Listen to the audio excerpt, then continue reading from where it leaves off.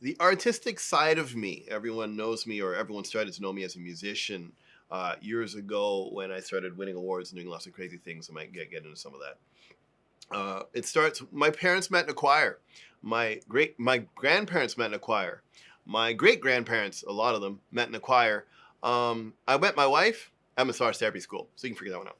Anyway, long story short. Well, I'm gonna keep saying that. I should stop saying that because I'm gonna make long stories long, aren't I? I try to keep things short because I'm not really comfortable talking a lot. Uh, yeah, that old introverted side of me that still I rail against sometimes when making media presentations like this, but music. Since my family has always been musical, I remember my dad. I've been growing up to be an audiophile. He made these homemade speakers. I help him make them. We fiberglass bottoms and the whole 9 yards. He bought the right cones, balanced from Radio Shack. He made the cabinets to spec. Had the crossovers. I learned about crossovers and all that stuff and the wiring and everything right down to his old. It was a transistor 70s style Techniques amp. But he even taught me about tubes back in the day. Him being a programmer taught me that the first bug was actually a physical bug inside of a vacuum tube in a computer. So hearing those things, I've been trained to write software since basic, since I was a kid. I'll talk about that in another video. But music always came naturally to me. Listening to this Technique speaker system, I just sit there, and while other kids were listening to, I don't know, going out playing hockey or listening to Sharon Lewis and Bram or something, I was spinning Tchaikovsky, I was spinning Nat King Cole, I was spinning Anne Murray, Kenny Rogers, I was spinning the Carpenters, I was spinning even Peter and the Wolf, whatever however you pronounce his name. And I remember that was horrifying. We had this Peter and the Wolf album, and the front of that album was Peter holding down a noose in front of the wolf. I'm sure you'll find that album cover somewhere online. And the dun dun dun dun dun dun dun dun dun dun, and the brass section did so good that I remember one time I had to take the needle off the album. It was just too scary. Chills listening to it as whatever, a 6 or 10-year-old. And that inspired me to really dig deep in music, but I never really understood. Like, of course, I'm just a kid, right? I took music lessons when I was a kid, quit. I took guitar lessons, I quit, right? And then after like 6 months, I got kind of good at it, and I had this cheesy little guitar, and and we're learning these cheesy songs. And then I took piano lessons years later as a kid. I just think I was probably 12 or something like that at that time. And I quit that too because it got boring, the whole classical music thing. I wanted to play Fleur-Elise or Opus 13 Pathétique by Beethoven. And instead I was learning less than Yankee Doodle, Lila Fletcher stuff. If those of you that have been through those books have wanted to tear your teeth out like I did back in the day. So I quit that too. And I used to say to my parents, guys, mom and dad, one day at the dinner table, I said, when am I going to teach myself guitar? And they said, yeah, sure, Damian, because I quit everything I have ever done. I was a solid C student, and that when I talk about the educational side of me, I'll get into a little bit of that stuff. But they, yeah, one day I'd say, no, sure, Damian, you're going to teach yourself guitar. And then true to form, I went to summer camp one time, and I got inspired by a song by Suzanne Vega, Queen and the Soldier. You'll hear my rendition of it online somewhere if you want to creep for it. And Suzanne liked my rendition. I remember I posted within like a day or two. She said, "Hey, good." I was like, "Oh, so cool, Suzanne." It's great when you hear the actual artist coming back to you and say, "Okay, you did good by me." I really respect that. But nonetheless, I taught myself guitar, and I taught myself a guitar in 30 days. Yes, I think my brain works different than many, and I have definitely a hyper focus, that autistic side of me, that savantism. But I don't necessarily think that it was a savantish trait when I learned guitar in 30 days. It was simply because I quit everything else in my life. And I knew if I did not have that guitar licked in 30 days, I'd quit too. So I gave myself 30 days. Remember, I came home and I played "Oh When the Saints Go Marching In" a really cheesy way on my chinky little stupid little guitar and cheesy little guitar. And then from there, I did "Oh When the Saints Go Marching In." Can someone grab me a guitar? "Oh when the saints go marching in." It was like horrible. And I realized that as ridiculous as that sounded, I only took 10 minutes to go, when the saints go marching in, oh, when the saints go marching in, oh, how, you get the idea. And I drove my family up the wall. Like, stop it with it. Oh, how I want to be in that number. Okay. And I thought, okay, because I was also an asshole. I still am. So like, why? But I realized if I did that well, if I can almost sing that song now, just mucking around, what will it actually take for me to do? And so I said, okay, I'm gonna figure this thing out. And that's when I started saying, I'm gonna learn in 30 days or learn it. And then I picked my guitar up. And I don't necessarily advise this, but I quit everything else. I get home in high school, I was at that time. I get home at like, what is it? About 3 in the afternoon, 3:30. You know me, you crash as a youth. But when I pick up my guitar, and I play literally till about 10 o'clock at night without breaking, except for dinner. And I did that, so a good 8 hours a day, let's say. I played for a week, and then 6 hours a day for the second week. And then the third week, my hands hurt so bad. I can do all the chords and stuff.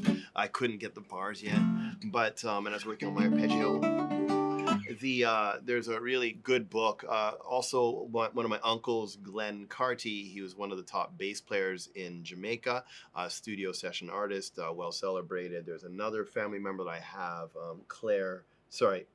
Elaine, Aunt Elaine, or is it Claire? Oh, geez, Claire Spaulding. My gosh, it's hard to remember sometimes because years ago, and she moved to our family moved to Canada. Most of the rest of the family moved to the United States, and then she moved to Europe, England, and she was an opera singer, well celebrated out there. So that's some of the musical heritage. And so, but I realized that from all this, if I can just muck around and do this, I'm really close to doing the real McCoy. I'm going to now take after my lineage in many ways and become an artist. And I practiced that amount. And then within 30 days, I actually pretty much had it licked on the most part, except for the little bar chord. There's a reason why I call it F and B, because it's just... And I remember I got so frustrated with that. I after a while, I just shoved my guitar in the closet, and I like didn't want to see it again. And I didn't realize that muscle fibers, is going back to my medical education, in another video I'm going to get into it, but it works on a 2 or 3 week delay. So here I dumped it in the closet, and I picked it up 3 weeks later, and I had all my bar chords together because finally the muscles caught up. I'm like, wow, this is really cool.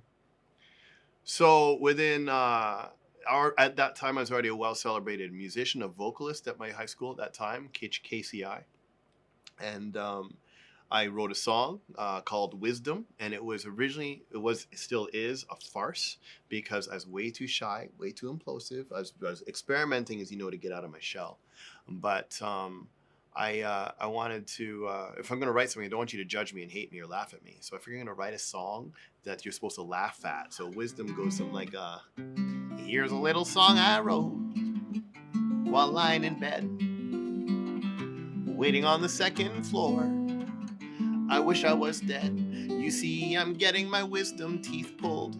I know the next few days are hell. No food, just gel. I'm not going to play the whole song. Well, maybe I will. I'm lying here all alone against the wall and counting all the holes in the ceiling. Oh, what a ball.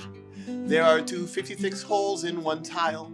I think I should put that on file. Because I was really leaning against the wall on the little gurney cot thing. And it was one of those little grid things where it's like 5 in a row, then 4 in a row, then 5 in a row, 4. And I actually counted it, and I did it because I was bored. Anyway, against the wall, counting holes in the ceiling. What a ball. There are 256 holes in one tile.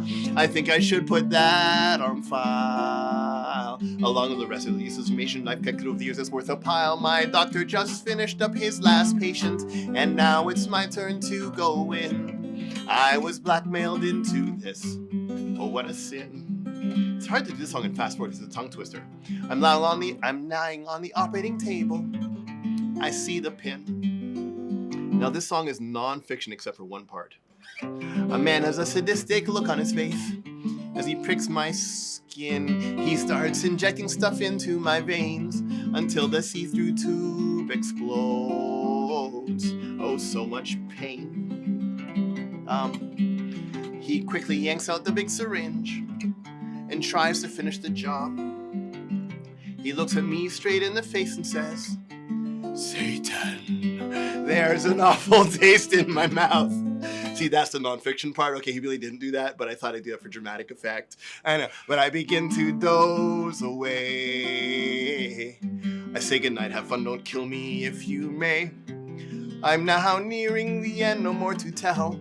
Other than the next few days are really hell. I adopted the nickname Chipmunk after my puppy cheeks. Funny face being deprived of all the nuts in the house, which I wanted to eat, but I couldn't because it would hurt too much, and that's no joke. My song is finally done, no yoke. I will finish up real fast before you throw tomatoes too. Thank you, the roses fall. Anyway, but I wrote that as a farce, and I remember coming out of the anesthetic, general anesthetic, and I said to my mom, I wrote a song, and she's like, "That's good for you, son." And I'm like, "No, I was trying my best to remember the lyrics before I fell asleep." It's like, "No, I wrote a song." And then at the end of a month after that, I was in front of my high school, and I sang in front of, I don't know, hundreds of people. It was also made a little video and stuff. And so all of you, part of KCI and my alma mater, it's good to see you guys again. And hopefully that brings back memories from way too many years ago. But the other skit we did, Pencil Head, where all I did was, remember that, guys? Where I just put these pencils in my head. I had an entire pencil case, and I had a big flat top at the time. Didn't have a fro, but a flat top, so you don't hold so much in it. Do you remember how much it was? 96 pencils, guys, that I got in my head as one big thing. I even had a big Crayola crayon in there, like one of the big Crayola markers, so right over here. I remember. Anyway, and okay, I can tell you're laughing at me already. All right, but nonetheless, I did that farce. The farce went over well. Kind of like Dracula. It went over well. And everyone's like, "That's pretty cool." Which a song led to another song, which led to another song. Which then turned into me auditioning for Say What, which was a production that went across Ontario. And it was written by high school kids, led by university kids. And it was about everything light and fluffy. Teenage suicide, I don't know, rape, murder, I don't know, something not quite that heavy, but pretty heavy stuff. And what ended up happening was he toured across Ontario because there's a powerful play, and we have they had to have guidance counselors show up in monumental amounts every time we went to a school because there's often lineups of these kids going into the guidance counselors at the end of the production. And it was a powerful thing to be a part of. And I wasn't an actor. I was known to be an actor. I was a musician. I actually auditioned saying, I want to score your production, because sitting in me is like Hans Zimmer. You know, I can, if you want an orchestral score, I can write it for you. If you want popular music, I can write it for you. I understand music at the deepest of levels, experientially, not necessarily theoretically, but I got it. And then they said, no. Well, we want you to, perform the play, but we also want you to perform as an actor in it. I'm like, I'm not an actor. And then they just happened to give me a role that I had to commit suicide in, metaphorically. Like, come on. But we ended up touring this thing. We ended up winning some awards. And the first piece that I wrote, Set Us Free, for that was what they gave me the goal. They said, Damian, we want a song written by you. We want a quick, I know the video is getting long. I hope you don't mind. We want a score written by you, a song written by you, and we want it to encapsulate all the things that are in this play, but it has to end up on a high note. Can't be hokey. Can't make people want to kill themselves. Go. And you got like a week to figure this out. Like, thank you. So thankfully, I already had some stems done. If you look up "Set Us Free" online, you'll hear my rendition of it, because I know my high school buddies say, Damian, you got to track that stuff. So I did years ago. And long story short, we won Sears Festival regionally. We got Sears Festival like provincially or something like that. And then we went separate ways. And I won an award of excellence of the first one. Another award, I don't remember the award of the second one, but I got a plaque. It was beautiful. It was one of the best times of my life back then. And I'll just give you a snippet. It's like, in this world of unending pain, why do we hide ourselves? We're not the ones to blame. We protect our souls while strangers roam the earth. Set us free, set us free. We all get burned, we all have our regrets. But when you find your heart, you'll ask, why do we fret? Why do we run from fear and hide behind the truth? Set us free, set us free.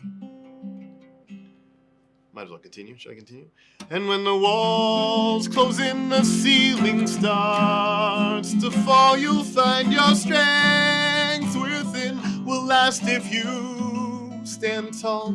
The answers lie within you, for your life lies at your own feet. If you could live and give our hearts to free our very souls to be the best that we can see, to live in harmony. 'Cause when your last strand breaks is when you'll find hope will prevail.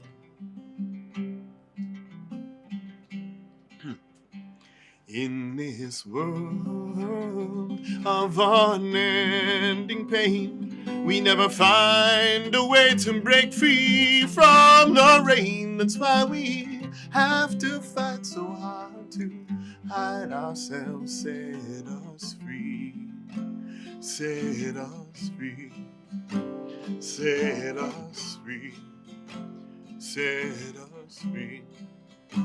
Set us free. Set us free.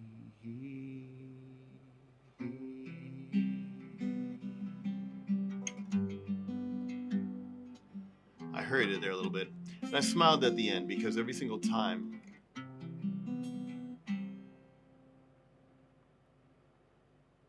I do that, and I did this hundreds of times, and I remember there's silence, and then there's a cough and a sniffle, one or two sniffles normally, then a clap, clap, clap, clap, clap, clap, clap, clap, roar, and it's like clockwork, and the cast is doing a tableau in the corner. I had Shannon Koo, another artist, over my shoulder here. It was a duet, and we, as the only person with a lavalier microphone in that performance. Everyone else had to project their voices. And that song came out, I don't know, 14-year-old back in that time. And so that was an encouraging thing. That was when my cup got filled of the acclaim and the ego strokes that make someone feel confident after an entire lifetime of implosion and uncertainty and internal, not dissonance, turbulence. And by the time I finished high school, I didn't necessarily need that cup filled anymore. I didn't necessarily need to perform out. I didn't necessarily want to go on stage. I remember the very last performance I had, because I then ran all the productions. I ran everything for the last number of years. And I forget the last one I performed in, I pretty much wept unconsolably. There was a balcony up on the second floor in KCI. And I just sat there huddled up in the corner, just pretty much rocking like a little autistic kid, just crying. Because I realized how often, when again will I'm going to get a chance to be in front of 1,000 people or 500, how many people, every single month or every other month at any time I'd like, building a production. We built like a Saturday Night Live every single time. The assemblies back in my day when we're managing it with Paul Elliott and Jacob Glick and a few other major players back then. I love you guys if you're watching this. Those assemblies were second to none, and they're legendary to this day. People are saying, Damian, after you left, none of the productions were ever as good. And I don't take credit for it. Yeah, I organized it, but I managed the teams and the intellectual teams, the creativity. You guys that made that happen, you are the legends, man. Phenomenal time. So thank you for being a part of that with me. Anyway, so I ran these productions, did this kind of things, won awards. I didn't want to go down to California and kiss the ring and wait tables or do what I need to make a go of it. Nor did I want to play the same 8 songs in 15 countries over 12 months. Know that my next paycheck is based upon my next hit song that I write. So that's when I left it behind. I went to massage therapy school and I got educated in other things. But fast forwarding through a lot of stuff, ended up building a school, which we're going to talk about education, taking the passions that I've had since I was a kid and things have been instilled in me. Wake Up Everybody by Harold Melvin and the Blue Notes is a phenomenal song that inspired me when I was listening, spinning tunes when I was a kid. And turned into a school and turned into the journey that's now before me. I play, I don't know how many instruments. I'm now getting rusty at them all because I'm doing too much business these days. But I learned piano, then guitar and drums and flute and clarinet and saxophone and whatever. If it can make noise, if it can modulate something, I can pretty much build something with it, right? Because when it comes down to it, you're talking about harmonic partials, perfect fifths, perfect thirds, major, perfect fifths, perfect fourths, major thirds, major seconds, and chromatic layers that would therefore, and harmonic partials, what builds up all of sound. You understand that. You understand the human symmetry and pentatonic scales and how we naturally work across all cultures and divides. All of a sudden, music, that innate sense that we have inside, that emotional sense, turns into something you can quickly express. Also become celebrated as a photographer and videographer and all sorts of other things as well, making movies and television shows, now stepping up as with the groups that I have. And that's a little bit of my artistic side. Thank you for letting me indulge myself some old memories and some old songs. And there's other stuff that I've written, my anthem. You'll see that one that charted top on Event Digital in the world for a while. I've been producing for other artists, and they've been winning awards. Suzanne Carlson was an artist that I trained a long time ago. I cut her first single with her. Madison Mueller's a young artist. I taught her when she was a young kid. I remember the first time she sang to me in a lesson because I was teaching her piano. I'll never forget this. She had this beautiful, you can check her out online, beautiful, soft, sweet, elegant, smooth voice. And that gorgeous voice you hear now with her as an adult is the same voice that she had when she was like 12. Beautiful voice. And I remember she played me a song and she sang it, and then she turned to me and she said, "Damian, do I suck?" I was like, should I quit? And I realized, wow, here's a moment where I have this girl's future. With just 3 words, I can bust that balloon. Or within 3 words, we can blow that thing up. And I'm glad she's made a name for herself. I'm glad that she has. Proud of you, girl. And I'm glad to be a part of that journey with not just 1 or 2, but hundreds and thousands that I've taught over my 20-some years of teaching. I'm not hanging up that jersey, getting into other things. But if you've been part of my student and part of my life and my history, I thank you for being part of it with me. And you in large part is what made me who I am today, as I've hopefully had an impact to enable you to be who you are in your creative and other senses as well. So that's a bit of my artistic side. I still want to get into some of the softer education, personal things, my media sides. We can dig into some of that stuff, but it won't be as long as this video, I'm sure. Thank you.